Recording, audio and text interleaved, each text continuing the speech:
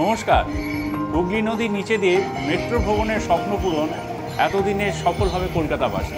হুগলি নদীর নিচে দিয়ে 520 মিটারের এই টানেল এর অংশটা আপনারা যাতায়াতের সময় এটি অন্য অনুভূতি যাতে পান সেই জন্য মেট্রো রেলওয়ে একটি নতুন ব্যবস্থা নিয়েছে।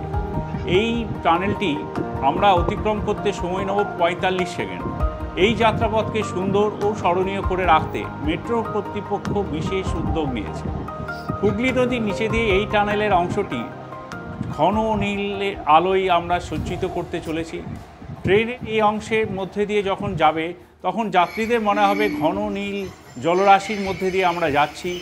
চারপাশে খেলে বেড়াবে বড় বড় মাছ, সমস্তটা আলোয় সাজানো হচ্ছে।